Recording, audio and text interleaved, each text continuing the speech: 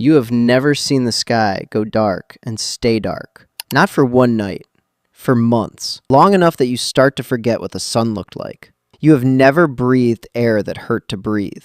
You have never woken up and found the whole world covered in gray dust that would not wash off. A boy did. We will call him Raja. That is not his real name. His real name is lost forever. But Raja was real, and so was the day his whole world fell apart. Raja lived a very long time ago, in the forests of an island we now call Sumatra. He looked just like you. Same body, same brain. He just had the bad luck to live close to the biggest volcano blast our kind has ever lived through. About 74,000 years ago, the mountain near Raja's home blew apart. The blast was so huge, it left a giant hole in the ground, big enough to see from space. Today, that hole is full of water. We call it Lake Toba. Raja and his family had no word for a volcano.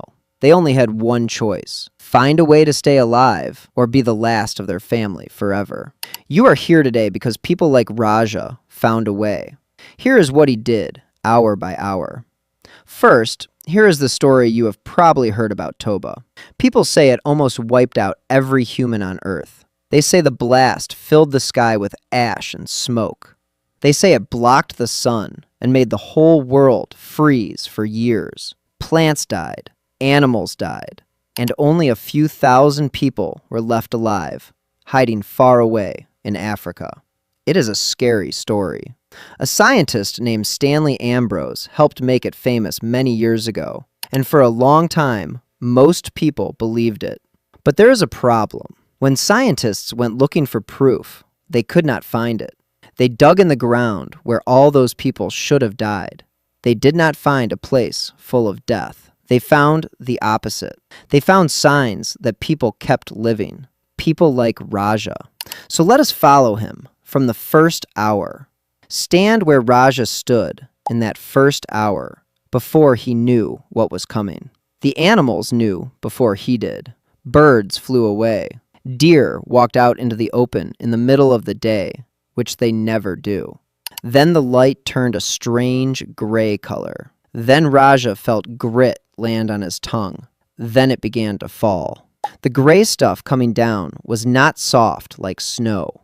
It was ash. Tiny bits of rock and glass, so small they looked like dust, but each little bit was sharp. Raja breathed it in, and it scratched the inside of his chest. He did not wait to see how bad it would get. His first move is the one that saved lives. He found a big rock that leaned over the ground, like a stone roof, and he pushed everyone under it. Then he tore off pieces of soft animal hide and told them to hold the hide over their mouths so they would breathe in less of the sharp dust.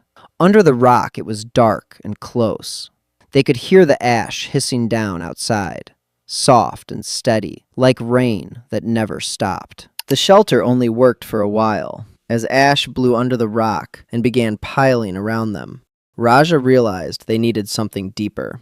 He clawed into the soft, damp soil with a flat stone in his hands, and the others joined him. They dug a pit long enough to lie in and deep enough to drop below the wind, then lined the bottom with leaves and hide against the cold. Then came the part that saved them. Raja took a hollow reed from the water side and cleared it out until air moved through it freely. He lay down, set one end between his lips, and pushed the other end up through a roof of branches and earth until its tip stood clear above the ash. One small opening to the world, no wider than a finger. They packed the roof with soil and hide, sealing the gray storm out. Down in the dark, the roar above turned soft and far away. Raja breathed slow through the reed, in, out. Each breath tasted of damp earth instead of burning dust. Beside him, a child gripped his arm, and he felt her shaking ease as the terrible sound faded. They were under the ground now. The ash could pile as high as it liked, and the earth would hold. Nothing sharp was landing on their skin. Raja closed his eyes, listened to his own breath move through the reed, and waited for morning. By the next day, the whole family was coughing. and it was the kind of cough that would not stop. And they were thirsty. That was a big problem, because the ash had turned every puddle gray and dirty. Dirty water can make you sick and kill you fast. So Raja went looking for water that came fresh out of the ground. He found a small spring tucked under rocks where the ash could not reach it. That water was still clean and safe to drink. He filled every water bag they had. Every single drop mattered now. When night came, it was darker than any night they had ever seen. There was no moon and no stars, only black sky and falling ash. Their fire was almost out, and making a brand new one was very hard. Fire kept them warm and let them cook their food. In the dark, it also kept hungry animals away. So Raja handed the fire to the calmest person in the group. "Guard this," he told them. "Do not let it go out." That tiny orange flame was now the most precious thing they owned. Then Raja made a choice about where people would sleep. He put the little children and the old people in the middle of the group, where it was warmest and safest. The strong walkers slept on the outside. This was not only kindness. The children were the whole future of the group, and the old people carried something no one else had, which was a lifetime of answers stored inside their heads. So that night, and every night after, the old people talked. By the fire, they told the young ones what they knew. Things like where clean water hides, and how to wake a fire from one small spark. Raja made sure no one fell asleep before that knowing was passed on. The fire crackled. Outside, the world was still and gray, but inside that little ring of light, the most important thing in the world was happening. One person was teaching another how to stay alive. After a few days, Raja knew they could not stay. The place he knew best was now the most dangerous place of all, because the ash was deepest there. So he made everyone walk. They headed for ground that had less gray on it. They followed the few animals that were still moving. The ash was so deep now that it covered their feet with every step. The walking was slow and hard, but they kept going, toward land that might still feed them. Weeks went by, and a new danger crept in. It was quieter than the ash, and it was worse. The ash had landed on every leaf and every plant. Plants need sunlight to live, and now they were buried in gray.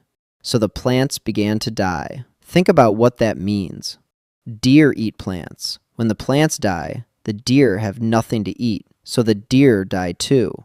Then the people who hunt the deer have nothing to eat. One by one, the whole food chain breaks.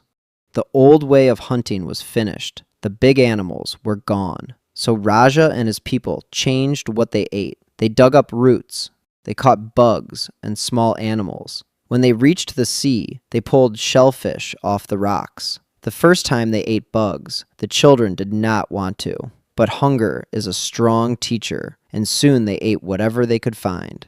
A hunter who could only hunt one animal would starve. A hunter who could eat almost anything could stay alive. Months passed, and the sky itself stayed sick. The blast had thrown so much dust up high that it blocked part of the sun. The whole world grew colder. The warm season felt like winter. How cold did it get? Scientists still argue about that today. Some say it got very cold for years. Others have dug up old mud from lakes in Africa and think it was not as bad as people once feared. The truth is, we still do not know how cold it got. But we do know one thing. Somewhere under that dark, cold sky, Raja's people were still alive, and they were still making fires. Did steps like Raja's really keep people alive? Yes, and we can show it. Scientists dug deep into the ground in a place called Toba in India. This spot sat right under the path of Toba's ash. If everyone there had died, the ground would go silent. You would find tools below the ash and nothing at all above it. But that is not what they found. They found the same kinds of stone tools below the ash and above it. The same people lived there before the blast, and they kept living there after. Far away on the coast of South Africa, scientists found the same story. The people there did not just barely hang on. They did well. So Toba did not wipe us out. All over the world, people pushed through it. By every rule of nature, survival makes no sense. They had thin skin, blunt teeth, and bodies that broke easily. Mammoths could crush them. Big cats could hunt them in darkness.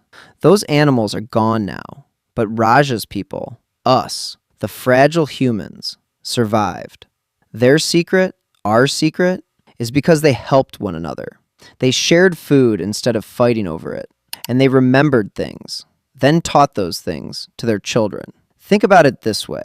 A lion cub has to learn to hunt almost on its own.